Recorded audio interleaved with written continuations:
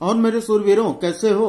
आज हम पढ़ेंगे central Hindu school entrance exam 2017 में आए हुए क्लास 9th का जो एंट्रेंस पेपर हुआ था 2017 में, उसके मैथ के क्वेश्चन देखेंगे।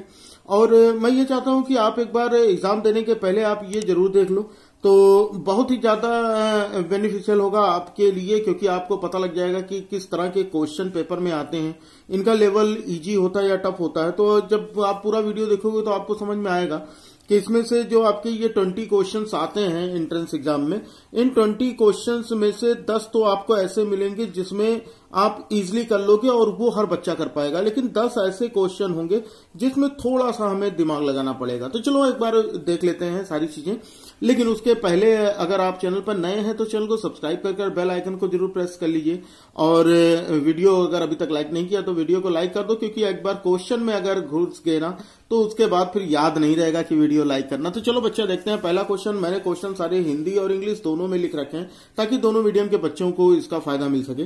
तो देखो बच्चा, पहला क्वेश्चन दिया गया है कि what should be subtracted from -2/3 to get 3/4, यानी 3/4 प्राप्त करने के लिए -2/3 से कितना घटाना चाहिए। यानी कहने का मतलब ये है कि -2/3 में से कितना सब्ट्रैक्ट करें, कितना घटाएं। तो हम मान लेते हैं कि -2/3 में से हम x सब्ट्रैक्ट कर लेते हैं, ठीक है। -2/3 में से कितना सब्ट्रैक्ट कर लेंगे, x सब्ट्रैक्ट कर लेंगे, ठीक है ना, समझ में आ गया। -2/3 से कितना सब्ट्रैक्ट कर लेंगे बच्चा, x कर लेते हैं, और हमें आंसर जो मिलना चाहिए वो 3/4 मिलना चाहिए। बन गया हमारा इक्वेशन। इसी को सॉल्व करेंगे तो हमारा आंसर आ जाएगा। तो ये समझ में आ गया होगा, ये काफी इजी क्वेश्चन था ना। तो इस तरह के इजी क्वेश्चन भी मिलेंगे आपको। तो हम ट्रांसपोज कर लेते हैं। कैसे हम ट्रांसपोज करेंगे, इसको हम इधर ट्रांसपोज कर लेते हैं, इसको इधर ट्रांसपोज कर लेंगे, ठीक है, और इसको इधर, मतलब ये जो है इसको लेफ्ट ले आओ, इसको राइट लेके चले जाओ, ठीक है। तो x उधर जाएगा तो ये प्लस हो जाएगा, और ये -2/3 था ही, और इसके पास हम 3/4 को लेके आएंगे तो ये -3/4 हो जाएगा। क्लियर है बात इतनी। तो यहां पर हम एलसीएम ले लेंगे। 3 और 4 का एलसीएम कितना हो जाएगा, 12 हो जाएगा। 3 और 4 का एलसीएम 12 हो गया। माइनस, अब ये माइनस लगा तो माइनस लगाएंगे ही लगाएंगे। 4 2 जा 8 हो गया, माइनस ये 3 3 जा 9 हो गया। अब इसी को हम सॉल्व कर लेंगे तो कितना हो जाएगा हमारा, माइनस माइनस प्लस और निशान माइनस का, तो हो जाएगा -17, ठीक है ना, अपॉन 12। ये हो जाएगा हमारा आंसर। तो इस हिसाब से हमारा जो ऑप्शन 4 होगा ये बिल्कुल करेक्ट होगा, यानी ऑप्शन 4 इज द करेक्ट, -17/12। तो उम्मीद करता हूं ये आपको समझ में आ गया होगा, और ये आपके क्लास 8 के एनसीईआरटी बुक का में भी ये क्वेश्चन मिल जाएगा। तो चलो फिर अगला देख लेते हैं। अगला क्वेश्चन देखना, अगला क्या दिया गया। अगला दिया गया है कि if 2 की power 3x - 1 + 10 divided by 7 is equal to 6, then x equal to what. यानी यदि 2 की घात 3x - 1 धन 10/7 बराबर 6, तो x का मान क्या होगा। तो ये क्वेश्चन इजी है ना, लेकिन थोड़ा सा दिमाग लगाना पड़ेगा। हम कैसे इसको सॉल्व कर सकते हैं, तो यहां पर हमको जो भी दिया गया ना वो लिख लेंगे पहले। जैसे ये लिखा है 2 की पावर 3x - 1, और ये क्या हो जाएगा बच्चे, ये दिया गया है 10, ठीक है, और divided by 7 is equal to 6। ये समझ में आ गया। तो एक चीज ये जान लो, देखो अगर प्लस है इक्वल की दूसरी तरफ लेके जाते हैं तो माइनस हो जाता है, ये तो पता ना। अगर हम लेफ्ट से राइट लेके जाए, माइनस है तो वो क्या हो जाएगा, प्लस हो जाएगा। अगर डिवाइड है तो वो इक्वल की दूसरी तरफ जाने पर मल्टीप्लाई हो जाता है, और मल्टीप्लाई इक्वल की दूसरी तरफ जाने पर डिवाइड हो जाता है, होता है ना। तो हम सेम वही चीज करेंगे। ये डिवाइड है ना, इसको इधर लेके आएंगे तो क्या हो जाएगा, मल्टीप्लाई हो जाएगा। बहुत सही, ये तो आपको समझ में आ गया। तो यहां पर हो जाएगा 2 की power 3x - 1 plus 10 is equal to 6 × 7। बताओ, ये बात आ गई समझ में। तो यहां पर हमारा हो जाएगा 2 की power 3x - 1 plus 10 is equal to 6 7 जा 42, यानी 7 6 42, ठीक है। अब हम 10 को इधर ट्रांसपोज करेंगे, तो 10 अगर हम इधर लेके आएंगे तो प्लस है तो क्या हो जाएगा, माइनस हो जाएगा। भाई ये प्लस है ना, तो इक्वल की दूसरी तरफ जाएगा तो क्या हो जाएगा, माइनस हो जाएगा। तो यहां पर क्या हो जाएगा, 2 की पावर 3x इक्वल 42, और ये उधर जाएगा, ये इधर लेके आएंगे तो ये -10 हो जाएगा। बताओ, इतनी बात आ गई समझ में। तो यहां पर हमको लेंगे 2 की power 3x - 1 is equal to 42 - 10, यानी 42 - 10 करोगे तो कितना हो जाएगा, 32 हो जाएगा। अब 32 का अभाज्य गुणनखंड यानी प्राइम फैक्टराइजेशन कर लो। तो कैसे करोगे, देखो ये पता होगा, लेकिन फिर भी जिन बच्चों को नहीं पता उनको मैं बता देता हूं। तो यहाँ पर 32 है तो ये 2 से करोगे ना, तो ये हो जाएगा 2 1 जा 2 1 बचा, ये हो गया 12, 2 6 जा 12, तो ये हो जाएगा 2 8 जा 16, यहाँ से हो गया 2 4 जा 8, और ये हो जाएगा 2 2 जा 4, और 2 1 जा 2, सही है। तो यानी 1 2 3 4 5 यानी कितना हो गया ये 2 की power 3x minus 1 is equal to 2 की पावर कितनी हो जाएगी 5। बताओ ये बात आ गई समझ में, इतने में कोई प्रॉब्लम बताओ। अब बेस दोनों का सेम है तो इसका मतलब इसकी पावर भी क्या होगी सेम होगी, क्योंकि हमको क्वेश्चन में पूछा था कि x की वैल्यू बताओ। तो यहां पर हमारा क्या हो जाएगा 3x minus 1 is equal to 5, ठीक है। तो यहां क्या हो जाएगा 3x is equal to 5 minus 1 उधर लेके जाएंगे तो प्लस 1 हो जाएगा, सही है। तो ये 3x is equal to 5 plus 1 कितना हो गया 6। तो x इक्वल टू ये मल्टीप्लाई है x का इधर आएगा तो डिवाइड, तो यानी 6 अपॉन 3 3 1 जा 3 3 2 जा 6। तो x इक्वल टू कितना हो गया 2, ये हो गया हमारा आंसर। अब देखो इसमें ऑप्शन में कौन सा करेक्ट है, तो 2 वाला करेक्ट लग रहा है, तो यानी इसका मतलब इसका ऑप्शन 2 जो होगा ये करेक्ट होगा। जैसे हम लोगों ने नवोदय के एग्जाम में, तो नवोदय के एग्जाम में जो ऑप्शन होते थे वो ABC करके होते थे। यहाँ पर जो आपको ऑप्शन दिए जाएंगे वो 1 2 3 4 करके दिए जाएंगे, ठीक है ना। बाकी सब कुछ वही रहेगा। तो जो बच्चे नवोदय की तैयारी करेंगे ना उनके लिए भी बहुत ज्यादा हेल्पफुल होगा, क्योंकि इसी तरह के क्वेश्चन आपके नवोदय एग्जाम में भी आए हैं। तो चलो फिर अगला देखते हैं। अगला क्या दिया गया, अगला जो दिया गया ना वो है कि which of the following numbers is not a perfect square. तो इसमें तो कुछ करना ही नहीं है, इसमें पूछ रहा है निम्नलिखित में से कौन सी संख्या पूर्ण वर्ग नहीं है। तो एक चीज देखो, हम यहां पर ना इसको वर्ग निकालने में या इसका स्क्वायर निकालने में हम यहां पर इसका टाइम वेस्ट नहीं करेंगे। हम क्या करेंगे, हमको केवल 1 से लेके 9 तक का स्क्वायर पता होना चाहिए, या 10 तक मान लो। तो 1 का स्क्वायर 1 हो जाएगा, 2 का स्क्वायर 4 हो जाएगा, सही है। 3 का स्क्वायर कितना 9 हो जाएगा, 4 का स्क्वायर 16 हो गया, 5 का स्क्वायर 25 हो गया, 6 का स्क्वायर 36 हो गया, 7 का स्क्वायर 49 हो गया, 8 का स्क्वायर 64 हो गया, 9 का स्क्वायर कितना हो गया 81 हो गया, और 10 का स्क्वायर कितना हो गया बच्चा 100 हो गया। एक चीज देखो, सबकी यूनिट डिजिट देख लो, 1 है तो 1 इसमें भी है, 4 है तो 4 भी है, 6 है तो 6 भी है। लेकिन किसी में देखो तो किसी के परफेक्ट स्क्वायर का यूनिट डिजिट 2 नहीं है, ठीक है। किसी भी पूर्ण वर्ग का इकाई का अंक 2 नहीं है। तो जो नहीं होगा ना वही पूर्ण वर्ग नहीं होगा, यानी यहां पर हमारा ऑप्शन 3 जो होगा ये करेक्ट होगा। समझ में आ गया। चलो अगला देख लेते हैं। तो मैंने क्या कहा कि अगर आपको 20 क्वेश्चन मिलते हैं तो उसमें से 10 तो बहुत ईजी होंगे, लेकिन 10 थोड़े से डिफिकल्ट होंगे। अब यहां पर देखो ये क्वेश्चन नंबर 4 क्या है। क्वेश्चन नंबर 4 दिया गया कि if a minus B is equal to 7 and a into B is equal to 9 then a square plus B square is equal to what. यानी यदि a माइनस बी बराबर 7 और a गुणे b बराबर 9 तो a square plus B square का मान क्या होगा। तो हमको देखो, हमको ये क्या दिया गया, a माइनस बी बराबर 7 दिया गया है और a b बराबर 9, यानी a minus B is equal to 7 and a b is equal to 9 दिया है। तो हम एक आइडेंटिटी पढ़े होंगे कि हमको हमको ये चाहिए ना, तो ये चाहिए का मतलब क्या है कि हम दोनों तरफ स्क्वायर करते हैं तो हमको मिल जाएगा यहाँ पर a square plus B square मिलेगा ना। तो यहाँ पर एक काम करना कि दोनों तरफ स्क्वायर कर लेना, यानी दोनों पक्षों का वर्ग कर लेना, ठीक है। तो ये a माइनस बी का whole square is equal to 7 का स्क्वायर। तो ये आइडेंटिटी लगा लेना। यहाँ पर कौन सी आइडेंटिटी होती है a माइनस बी के होल स्क्वायर की, a square plus B square minus 2ab होती है कि नहीं होती। और 7 का स्क्वायर करोगे कितना हो जाएगा 49, यानी 7 का वर्ग जो होगा वो कितना होगा 49 हो जाएगा। अब यहां पर हम कर लेंगे a square plus B square minus 2 into, और ए बी की वैल्यू कितनी दी है 9, तो हम यहां पर क्या लिख लेंगे बच्चा 9 लिख लेंगे, ठीक है। तो इज इक्वल टू कितना हो गया ये 49 है ना। तो यहां पर हमारा हो जाएगा a square plus B square minus 9 2 जा 18 इज इक्वल टू कितना 49 हो गया भैया, सॉल्व आ गया ना। तो यहां पर हम क्या कर लेंगे 18 को उधर यानी 18 को दूसरी तरफ इधर ट्रांसपोज करेंगे तो ये 49 है, और ये 18 इधर तरफ गया तो माइनस है तो ये प्लस 18 हो गया। तो a square plus B square is equal to कितना हो जाएगा 8 8 16 1 17 के साथ हासिल आए 1 4 1 5 1 6, ठीक है, यानी 67। इसका आंसर कितना हो गया बताओ भाई, बात समझ में आई। किसी को कोई प्रॉब्लम हो तो बताएगा। बताओ ये बात समझ में आ गई। तो यहां पर क्या करना है कि अगर हमें इस तरह के कोई 67 यानी हमारा जो ऑप्शन 1 होगा ये करेक्ट होगा। तो a माइनस बी का होल स्क्वायर केवल हमने लगाया, तो a square plus B square यानी इक्वल की यहां पर a square plus B square minus 2ab और 7 का स्क्वायर कर दिया तो 49 हो गया। और उसके बाद हमने a b की वैल्यू रख दी और ये 9 18 इसको इधर ट्रांसपोज किया, बस हमारा आंसर आ गया सिंपली से कितना, ठीक है। तो ये 67, तो ऑप्शन ए जो होगा ये करेक्ट होगा। समझ में आ रही है ना चीजें। तो काफी आसान लग रहा होगा कि पेपर इजी आता है, बिल्कुल इसी तरह से क्या कि बिल्कुल ऐसे ही क्वेश्चन आते ही हैं क्योंकि ये प्रीवियस ईयर पेपर है आपका, ठीक है। चलो फिर अगला देख लेते हैं। अगला क्वेश्चन वर्ड प्रॉब्लम है और थोड़ा सा समझने की कोशिश करना, और लगा भी चुके इस तरह के एनसीईआरटी के बुक में भी इस तरह के क्वेश्चन है। और क्वेश्चन देखा बच्चा क्या दिया गया है कि the present age of Sahil's mother is 3 times the present age of Sahil. ठीक है, after 5 years their ages will add to 66 years। The present age of Sahil age. तो अब हिंदी में देख लो क्या है, साहिल के मां की वर्तमान आयु साहिल की वर्तमान आयु की 3 गुनी है। 5 वर्ष बाद उन दोनों की वर्तमान आयु का योग 66 वर्ष हो जाएगा। तो साहिल की वर्तमान आयु क्या है? बढ़िया है क्वेश्चन। तो यहां पर क्या है, 2 लोग हैं, एक तो साहिल है, ठीक है, एक साहिल है और दूसरा उनकी मां है, 2 लोग हैं। अगर हम इन दोनों की प्रेजेंट एज यानी पी से हम लिख देते हैं, अगर साहिल की प्रेजेंट एज एक्स हो तो क्योंकि साहिल छोटा होगा मां बड़ी होगी, और कह रहा है कि उनकी मां की जो एज है वो साहिल के प्रेजेंट एज की 3 टाइम है, यानी 3 गुनी है। देखो ये लिखा है 3 टाइम, है ना, यही तो लिखा है 3 गुनी।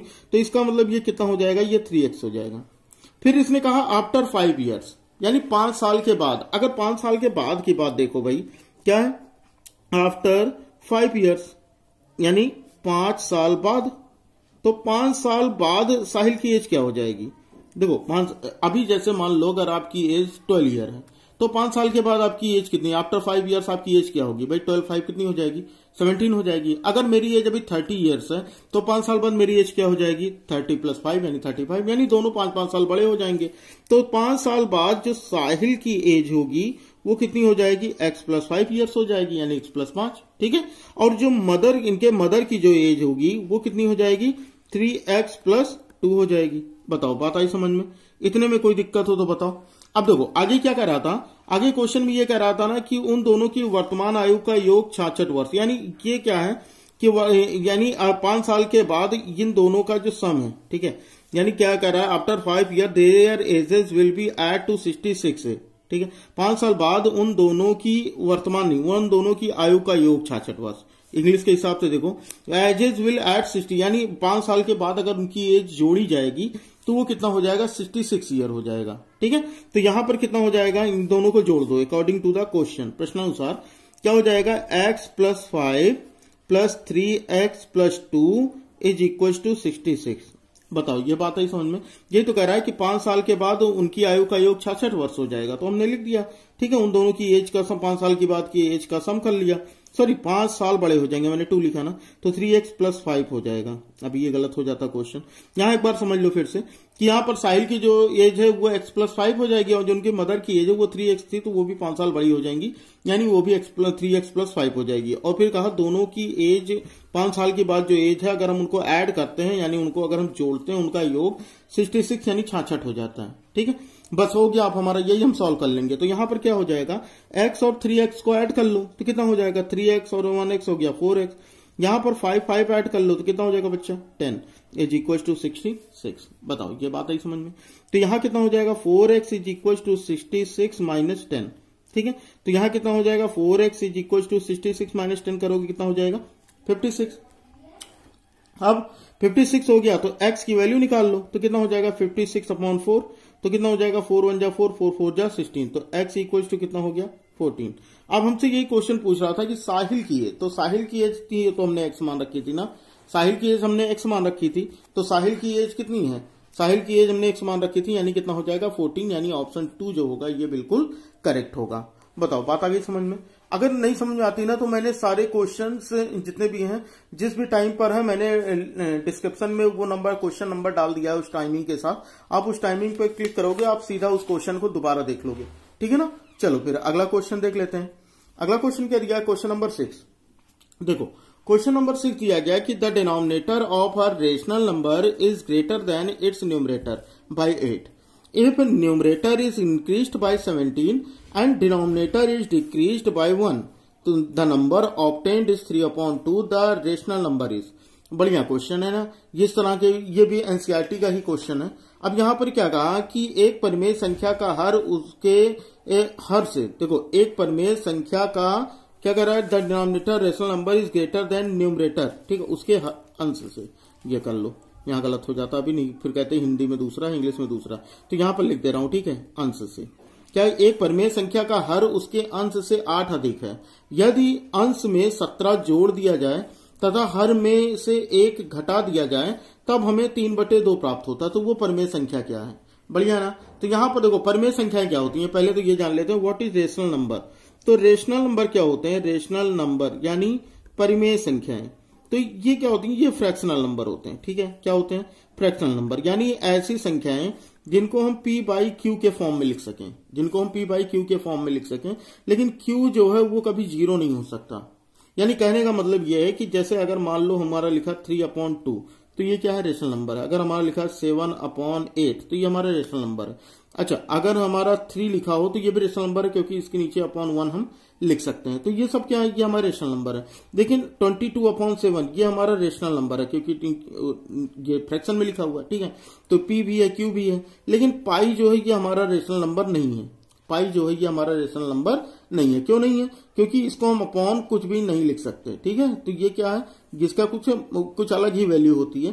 तो ये क्या है? ये रेशनल नंबर नहीं होते हैं। समझ में आ गया? तो रेशनल नंबर समझ में आ गया होगा। तो यहां पर हम मान लेते हैं कोई भी, अगर मान लो कि rational number, let the rational number is, ठीक है, जो रेशनल नंबर दिया गया है, रेशनल, ठीक है, रेशनल नंबर यानी मान लेते हैं कि जो परिमेय संख्या है वो कितना है? परिमेय संख्या जो भी है वो है बच्चा x अपॉन, और हर जो है वो अंश से 8 ज्यादा है। क्या लिखा गया है? देखो क्वेश्चन देख लेना। The denominator of a rational number is greater than it's numerator by 8। यानी जो इसका हर होगा, जो इसका ये न्यूमरेटर से 8 ज्यादा है। ये बन गया हमारा इक्वेशन। ठीक है, अब हम क्वेश्चन देख लेते हैं कि क्वेश्चन में आगे हमसे क्या कहा गया। इसने कहा कि अगर हम न्यूमरेटर में 17 बढ़ा दें और डिनोमिनेटर से 1 माइनस कर दें, यानी यदि हम अंश में 17 जोड़ दें और हर में 1 घटा दें, ठीक है, तो यानी x है तो इसमें 17 ऐड कर दो और इसका जो डिनोमिनेटर है इसमें से 1 सब्ट्रैक्ट कर दो। ठीक है, तो कितना हो जाता है? तो हमें जो वैल्यू मिलती है, जो हमें आंसर मिलता है वो 3/2 यानी 3/2 मिलता है। तो हम क्या करेंगे कि इसी को हम क्या लिख देंगे? /3 इज इक्वल टू 3/2। बस हो गया हमारा। ठीक है, तो ये सॉल्व कर लोगे आसानी से। अब तो बनी गया इक्वेशन। अब क्या करना है हमको? अब ये करना ना कि x + 17 अपॉन x + 8 - 1 कितना हो जाएगा? 7। ठीक है, इज इक्वल टू 3/2। अब यहां पर हम इसका क्रॉस मल्टीप्लीकेशन यानी त्रियक गुणा कर लेंगे। ठीक, तो 2 का गुणा इससे करोगे यानी 2x + 17 2 जा कितना हो गया? 34 हो गया। ठीक, यहां पर 3 का x से मल्टीप्लाई करोगे तो ये हो जाएगा 3x प्लस ये कितना हो गया? 3 7 जा 21। क्लियर है बात इतनी? अब यहां पर x को x के पास लेके जाओगे, यानी जो वेरिएबल होंगे वो वेरिएबल के पास जाएंगे, जो नॉन वेरिएबल होंगे वो नॉन वेरिएबल के पास जाएंगे। तो ठीक है, हम कर लेते हैं। 2x को 3x के पास लेके जाते हैं तो ये प्लस है तो उधर गया तो माइनस हो गया। 34 है और 21 को इसके पास लेके आएंगे तो प्लस है तो ये -21 हो जाएगा। ठीक, तो 3x - 2x करोगे तो x हो जाएगा, 4 - 1 करोगे तो 4, 3 - 2 करोगे तो 1, यानी x की वैल्यू हमारी कितनी आ गई? 14 आ गई। ठीक है, तो यहां पर जो हमारा आंसर आएगा वो कितना आएगा? 14 आएगा। सही है ना? सॉरी, 4 - 1 करोगे तो 3 आएगा, यानी 13 आएगा। 4 - 1 करोगे 3, 3 - 2 हो गया 1, यानी x की वैल्यू जो होगी वो 13 होगी। ठीक, अब हमें क्या पूछ रहा था कि वो रेशनल नंबर क्या है। तो ठीक है भाई, रेशनल नंबर हमने क्या मान रखा था हमारा? देखो, तो हमने रेशनल नंबर मान रखा है x, ठीक है, x अपॉन x + 8। यही तो x की वैल्यू तो हमारी 13 आ गई। x की वैल्यू देखो, ये हमने 13 निकाल लिया ना। तो यहां पर हम क्या लिख लेंगे? इसकी जगह पर हम 13 रख लेंगे और यहां पर क्या 13 + 8 हो जाएगा। ठीक है, अब इसको अगर हम सॉल्व करें तो ये 13 अपॉन कितना हो जाएगा? 21, यानी ये हमारा आंसर हो जाएगा। अगर ऑप्शन देखो तो ऑप्शन 4 13/21, यानी ऑप्शन 4 जो होगा इसका करेक्ट आंसर होगा। क्लियर है ना बात? तो ये आसान क्वेश्चन है, इस तरह से आप चीजों को सॉल्व कर सकते हो। थोड़ा सा क्वेश्चन का लेवल अब बढ़ता चला जाएगा। देख लो, क्वेश्चन भले ये बहुत ही बड़ा क्वेश्चन था लेकिन इनको सॉल्व करने में बिल्कुल भी टाइम नहीं लगेगा। तो ये इस तरह के क्वेश्चन की प्रैक्टिस जरूर कर लीजिएगा। और जो भी क्वेश्चन समझ में नहीं आएगा ना, वो डिस्क्रिप्शन में जाने के बाद वहां पर अगर आप क्वेश्चन पे क्लिक करोगे तो सीधा जो भी क्वेश्चन है, question number 1, question number 2, question number 3, ऐसे करके सबकी टाइमिंग दी गई है। तो वहां पर आप जाकर क्लिक करोगे तो डायरेक्ट आप उस नंबर के क्वेश्चन पे पहुंच जाओगे। तो जो भी आंसर आपको नहीं जो भी क्वेश्चन नहीं समझ में आएगा उसको आप दोबारा से जरूर देख लेना। ठीक है, चलो अगला देखते हैं। अगला दिया गया, a shopkeeper sells a book for ₹100 gaining ₹20, his gain percentage. क्या कहा कि एक दुकानदार को एक किताब 100 रुपए में बेचने पर 20 रुपए का लाभ होता है, तो उसके लाभ का प्रतिशत क्या है। अब इस तरह के क्वेश्चन काफी सारे बच्चों ने इस तरह के क्वेश्चन ये गलत कर दिया था और यहाँ पर उनके दिमाग में बिना सॉल्व किए वो सीधी सी चीज लगा लिए कि 100 रुपए में 20 रुपए का प्रॉफिट यानी 20% का प्रॉफिट होगा। तो ये लेकिन ये पूरी तरह से गलत होगा। यहाँ पर इसने ये कहा बच्चा कि जो किताब बेचता है वो 100 रुपए का बेचता है और इसको जो गेन होता है वो कितने का होता है, 20 रुपीज का गेन होता है। ये अच्छा एक बात बताओ कि 100 रुपए की कोई चीज बेचे हो और 20 रुपए का उस पर फायदा हो रहा है तो मतलब कितने का खरीद रहे होगे, उसका क्रय मूल्य क्या रहा होगा। ये तो 100 रुपए इसका विक्रय मूल्य था ना और ये 20 रुपए इसका लाभ था, तो यानी इसका क्रय मूल्य क्या रहा होगा, यानी सेलिंग प्राइस एसपी इसका क्या रहा होगा। तो ये देखो 100 रुपए की तो बेचा है, 20 रुपए प्रॉफिट लिया, तो इसका मतलब जो इसका क्रय मूल्य था वो कितना रहा होगा, 80 रुपए रहा होगा। भाई 80 रुपए का था तभी तो 20 रुपए प्रॉफिट लेके उसने 100 रुपए में बेचा, समझ में आई ना। तो यहां पर हमें ये बताना है कि परसेंट मतलब लाभ प्रतिशत बताना है कि इसके लाभ का प्रतिशत क्या होगा। ठीक है, तो यहां पर क्या हो जाए, गेन या प्रॉफिट या लाभ प्रतिशत जो भी पूछे वो सेम है। ठीक है, तो ये क्या होता है, ये होता है गेन अपॉन सीपी इंटू 100, है ना, यानी लाभ बटे क्रय मूल्य गुणे 100। तो लाभ कितना था 20 रुपए का, क्रय मूल्य कितना है 80 रुपए और प्रतिशत में बदलना है तो हमने गुणे 100 कर लिया। ठीक, तो यहां पर हो गया 20 इक्के 20, 20 चौक 80, तो 4 इक्के 4, 4 पैसा 100। तो इसका मतलब कुल कितने प्रतिशत का फायदा हुआ, 25% का, 25% का उसे प्रॉफिट हुआ। ऑप्शन देख लो, ऑप्शन 3 इसका करेक्ट होगा। जिन बच्चों ने 20 लगाया था उनको बाद में समझ में आया होगा कि ये तो जल्दबाजी में गलत हो गया। तो किसी भी क्वेश्चन में जल्दबाजी नहीं करिएगा, बहुत ध्यान से पढ़ने के बाद सारे क्वेश्चन कीजिएगा। ठीक है, चलो अगला क्वेश्चन देख लेते हैं, क्वेश्चन नंबर 8। तो क्वेश्चन नंबर 8 क्या आया था कि ये था कि the compound interest on ₹4,000 at 10% per annum for 2 years and 3 months compounded annually will be. हाँ, तो ये कह रहा है कि 4,000 रुपए का चक्रवृद्धि ब्याज 2 वर्ष 3 महीने के लिए 10% की दर से जब ब्याज वार्षिक संयोजित होता है तो क्या होगा। बढ़िया है क्वेश्चन। तो यहां पर सबसे पहले तो इसने कहा कि जो प्रिंसिपल दिया गया, जो मूलधन दिया गया वो दिया गया 4,000 रुपए, है ना, और उसके बाद जो उस पर दर है यानी जो उसकी रेट है वो 10% की है और जो समय है एन वो कितना है, वो तो 2 साल और 3 महीने। ठीक है, एक चीज और इस पर सीआई लगता है। ठीक है, 3 months, तो इस पर सीआई लगता है। सीआई जो लगेगा वो हमेशा 1 साल से ज्यादा पे लगेगा। अगर 1 साल से कम हो गया कोई चीज ना, जैसे ये 3 महीने 1 साल से तो कम हो गया तो इस पर एसआई लग जाएगा। ठीक है, तो यहां पर अगर हमें इसको निकालना होगा तो हम कैसे निकालेंगे, देखो पहले तो हम अमाउंट निकाल लेते हैं 2 सालों का। A = P 1 + R/100 power n, ये तो पढ़े होगे ना फार्मूला। तो यहां पर हम सारी वैल्यू रख देते हैं। क्या हो जाएगा हमारा, ये हो गया हमारा 4,000 या 1 + R हो गया 10/100 और n हम केवल 2 साल के लगाएंगे। वो 3 महीने का यूज हम नहीं करेंगे। ठीक है, क्योंकि 3 महीना जो हो वो एक क्या लगाएंगे, उस पर हम एसआई लगाएंगे यानी सिंपल इंटरेस्ट लगाएंगे। ठीक बच्चा, तो इस 0 से ये 0 कैंसिल हो जाएगा। ये हो जाएगा हमारा 4,000, ये हो गया 1 + 1/10 की पावर 2। बताओ ये बात आई समझ में। तो यहां से हम इसको सॉल्व कर लेते हैं। तो कैसे करेंगे, ये हो जाएगा हमारा 4,000, 10 1 जा 10, 1 11, तो 11/10 की पावर 2। ठीक, अब इसको सॉल्व कर लो, कितना हो जाएगा ये 4,000 × 11/10 × 11/10, बस हो गया। ठीक, अब इसको हम क्या करेंगे, इस 0 से ये 0 कैंसिल कर दो, इस 0 से ये 0 कैंसिल कर दो। अब ये कितना हो जाएगा 40 × 11 11 जा 121। अब इसको अगर मल्टीप्लाई करोगे तो ये 0 4 1 जा 4 4 2 जा 8 4 1 जा 4, यानी 2 साल का जो अमाउंट आएगा वो 4,840 आएगा। कितना आएगा 4,840। ठीक है, लेकिन अभी हमारे पास 3 महीना और बचा हुआ है। देखो 3 महीना ना, तो यहां पर हम क्या करेंगे कि 3 महीने का इंटरेस्ट निकाल लेंगे। ठीक है, 3 महीने का ब्याज, interest for 3 months, interest for 3 months यानी 3 महीने का ब्याज। तो अगर ये 3 महीने देखो तो यहां पर क्या रखेंगे, पी की जगह पर हम ये रख लेंगे क्योंकि हमको इसी पे तो मिलेगा ना ब्याज, तो ये रखेगा, पी की जगह पर ये रखना। ठीक है, आर हमारा 10 ही रहेगा और टी जो है जो 3 मंथ में हम नहीं रखेंगे, 3 month को हम बदल लेंगे पहले ईयर्स में।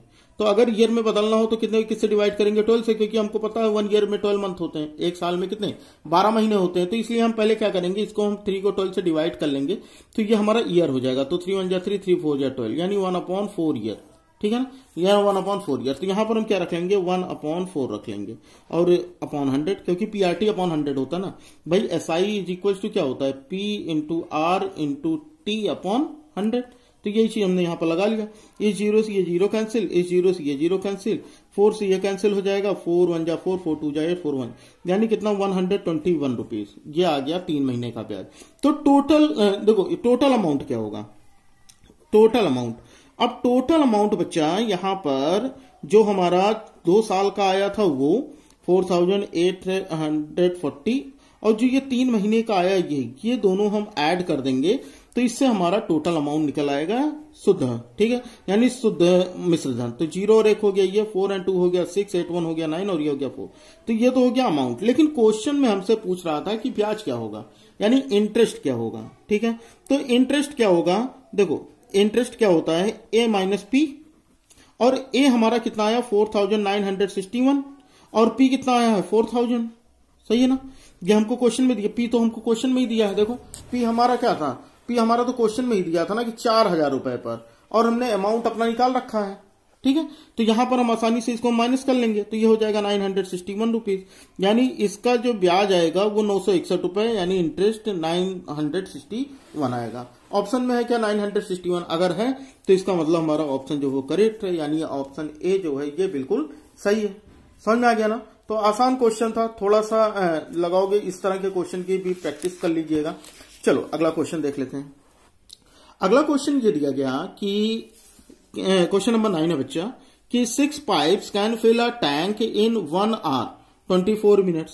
तो 7 pipe can fill the same tank in, कहने का एक टैंक को 6 पाइप 1 घंटा 24 मिनट में भर सकते हैं, तो 7 पाइप उस टैंक को कितनी देर में भर लेंगे। ये तो बढ़िया है। यहां पर देखो ये क्या कह रहा है कि सबसे पहले तो एक तरफ लिख लो कि कितने पाइप हैं, और ये देख लो कितना टाइम लगता है ना, इसमें बिल्कुल भी गलती नहीं होगी। 6 पाइप हैं और 1 घंटा 24 मिनट, यानी 1 hour प्लस 24 मिनट। तो 1 घंटे में कितने मिनट होते हैं 60 मिनट, है ना, उसको मिनट में चेंज कर लेना, और प्लस ये 24 मिनट, तो टोटल कितना टाइम हो गया 6 2 8, यानी 84 मिनट, यानी 84 मिनट लगता है इसको भरने में। यहां लिख लेते हैं टाइम इन मिनट्स, क्योंकि आंसर हमारा मिनट में है। फिर 7 पाइप लगाते हैं, मान लो कि ये x मिनट में भर देंगे। एक चीज देखो, एरो हमेशा ज्यादा की ओर लगा लेना, ये चीज जान लो ना, एरो हमेशा ज्यादा की ओर लगा लेना। 6 पाइप 84 मिनट में भरते हैं, तो 7 पाइप को अगर भरना होगा वही टैंक, तो कम टाइम लेगा या ज्यादा, भाई जाहिर सी बात है कम टाइम लेगा, क्योंकि पाइप बढ़ाओगे तो टाइम कम हो जाएगा ना। तो एरो हमेशा कहां लगता है, ज्यादा की ओर, एरो हमेशा ज्यादा की, ये चीज याद रखना। 6 पाइप किसी टैंक को अगर 84 मिनट में भरते हैं, तो 7 पाइप मिलकर उसी टैंक को और जल्दी भर देंगे, यानी कम टाइम लगेगा, तो एरो हमेशा ज्यादा की ओर। तो देखो इसका मतलब क्या हो गया कि ये इनवर्स प्रोपोर्शन हो गया, ठीक है।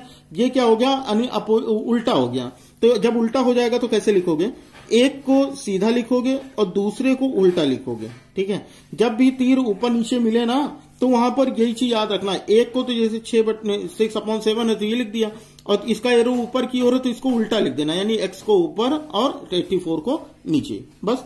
अब इसके बाद इसका मल्टीप्लाई इधर कर लेना, तो x इक्वल टू कितना हो जाएगा 6/7 इंटू 84, 6/7 इंटू 84। अब इसको सॉल्व कर लो, कितना हो जाएगा 7 1 जा 7 और 7 2 जा 14, ठीक है। 12 5 7 बचेंगे 72, यानी 72 मिनट। कितना हो 12 6 जा 72, यानी 7 टैंक मिलकर उसको कितनी देर में भरेंगे 72 मिनट में, यानी ऑप्शन बी जो होगा ये हमारा क्या होगा, बिल्कुल करेक्ट आंसर होगा। क्लियर है ना बात। तो ये चीजें आपको समझ में आ रही होंगी। तो इसी तरह के क्वेश्चन आपके पेपर में आएंगे।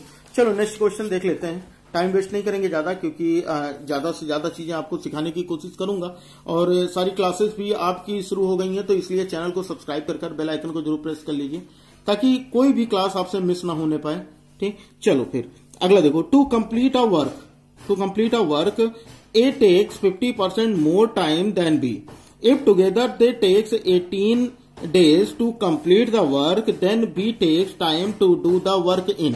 क्या है क्वेश्चन, ए एक काम को पूरा करने में बी की अपेक्षा 50% ज्यादा समय लगाता है। यदि दोनों एक साथ मिलकर उस काम को पूरा करने में 18 दिन लगाते हैं, तब बी अकेला उस काम को पूरा करने में कितना समय लगाएगा। अब इस तरह के जो क्वेश्चन आते हैं, इन क्वेश्चन को देखो, दो लोग हैं, कौन कौन से, एक तो ए है और एक बी है। यहां पर क्वेश्चन में इसने क्या कहा, बहुत ध्यान से समझना, ठीक है। इसने कहा कि टू कंप्लीट अ वर्क, एक काम को पूरा करने में A takes 50% more time than B, यानी वो बी से 50% ज्यादा समय लेता है। यानी बी अगर 100 दिन में कोई काम करता है तो उसे बी जो है, ए जो है, उसी काम को करने में 150 दिन लगाएगा। बताओ, ये बात आई समझ में? इसमें कोई प्रॉब्लम है? यहां पर यही तो कह रहा है कि ए जो है किसी काम को करने में 20 से 50% ज्यादा समय लेता है। तो यानी अगर बी किसी काम को 100 दिन में पूरा करता है तो ए उसी काम को 150 दिन में पूरा करेगा। तो इनके दिनों का अनुपात अगर निकालो तो इनका क्या हो जाएगा, देखो ये हो जाएगा 0 से ये अनुपात निकाल लो, तो ये 0 से 0 कैंसिल, 5 दूनी 10, 5 2 10, 5 3, यानी 3:2 इनके डेज का रेशियो है, ठीक है, इनके डेज का रेशियो। तो मान लेते हैं कि मान लो कि ए जो है उस काम को कितने दिन में पूरा करेगा, ए जो है वो कितने मतलब ये इनकी क्या है 3 दिन में पूरा करता है ना। यहां पर देखो, अगर 2 दिन में कोई काम करता है, ये 3 दिन में करता है, तो ए उस काम को 3x दिन में पूरा करे और बी उस काम को 2x दिन में पूरा करे, और दोनों मिलकर उस काम को 18 दिन में करते हैं। तो ये चीज याद रखो कि इनके जो दिन लगते हैं काम ना, तो इनकी जो कार्य क्षमता होती है वो दिनों का रेसिप्रोकल होता है। यानी कहने का देखो क्या मतलब होता है कि अगर मान लो कि 2 लोग हैं, ठीक है, एक मोटा आदमी है और एक पतला आदमी है, तो मोटा आदमी अगर किसी काम को, पतला आदमी अगर कोई है, अगर वो किसी काम को करने में 10 दिन लगाता है, तो मोटा आदमी यानी जो पावरफुल आदमी होगा शायद उस काम को 8 दिन में ही कर दे। बताओ बात समझ में आई कि नहीं आई?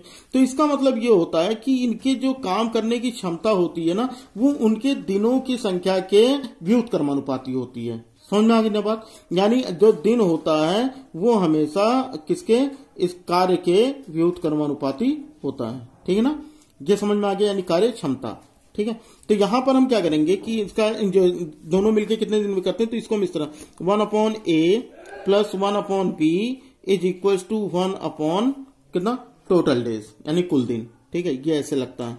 ये हमेशा इसी तरह से यूज करना, कुल दिन, ठीक। तो ए कितने दिन में करेगा, ए करेगा 3x में, बी कितने दिन में करेगा 2x में, ठीक है, और कुल कितना लगता है 18 दिन, तो यानी 1/18 कर लो, हो गया क्वेश्चन, ठीक। तो यहां पर क्या हो जाएगा, इसका एलसीएम ले, 3 और 3 2 जा कितना हो गया 6x, इसका एलसीएम ले लोगे तो ये हो जाएगा 3 2 जा 6 प्लस 2 3 जा 6, समझ में आना। x तो दोनों के पास है तो x हमको लिखना नहीं है, इज इक्वल टू 1/18 हो जाएगा।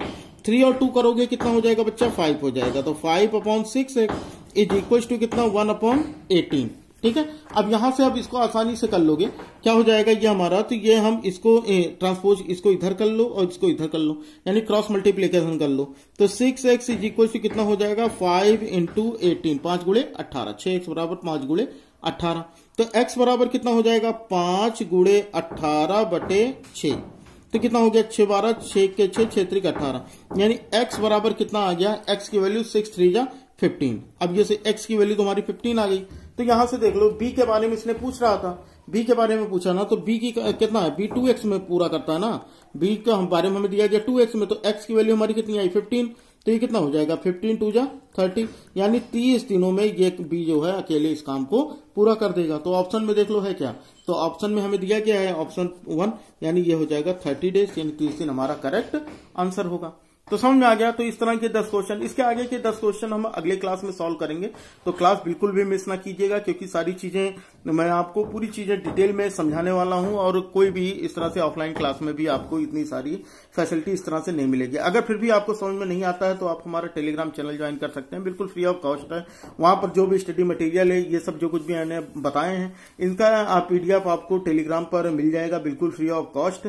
तो टेलीग्राम चैनल का लिंक डिस्क्रिप्शन में दिया गया है, वहां से जाकर टेलीग्राम चैनल ज्वाइन कर लीजिए।